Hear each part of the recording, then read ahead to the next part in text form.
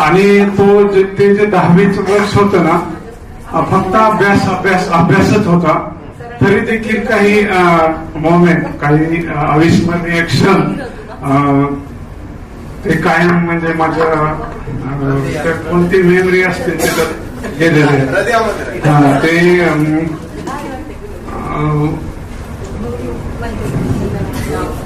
आपल्या 10वीमध्ये आंतरशालेय वक्तृत्व स्पर्धा होती आणि त्यात जे साहेबांचं सिलेक्शन झालं होतं. MIT मध्ये ज्याने भाषण केलं होतं, मी कराड आणि जे असं सायकलवर गेलो होतो MIT. आणि 10वीला असताना मी संपूर्ण अंबाजोगाई सायकलवरच फिरलो. ही एक आठवण आहे. खूप आठवणी आहेत. गणपती विसर्जनाच्या वेळेस जे नारायणकर पिसाळ यांनी खूप छान डान्स केला होता आणि माझं टायमिंग, मी त्यांचा डान्स सुरू होण्याचं तिथं येऊन थांबलो आणि त्यांचा डान्स सुरू झाला. तो एक क्षण मी कधीच विसरू शकत नाही.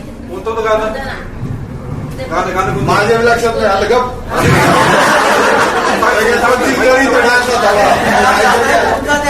आणि मला म्हणजे जे नारायणकर, पिसाळ, कराड, सचिन, कपिल यांच्या व्यतिरिक्त आणि सुनील असे आता तर सगळ्यांच्या ओळखी झाल्यात, पण त्यावेळेस फक्त अभ्यास असल्यामुळे बऱ्याच जणांचे नावं सुद्धा माहित नाहीत आणि चेहरे सुद्धा माहित नाहीत. इकडे मुलींमध्ये म्हणलं तर गुजर, पवार, चौगुले, काटे आणि कविता आज पण हाती आहे. हा,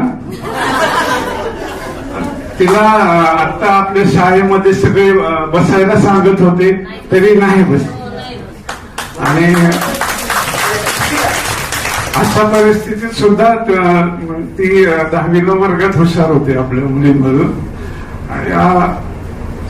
आणि माझी चूक झाली मित्रांनो की मी तुम्हाला सोडलो 10वी नंतर. मी जर 10वी नंतर ही इथेच राहिलो असतो तर काहीतरी चांगला निश्चितच झालो असतो.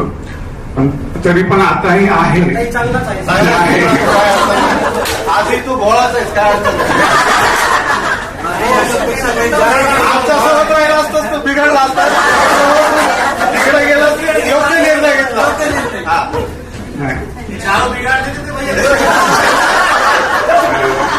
तुम्हाला बोलायची संधी दिल्याबद्दल थँक्यू.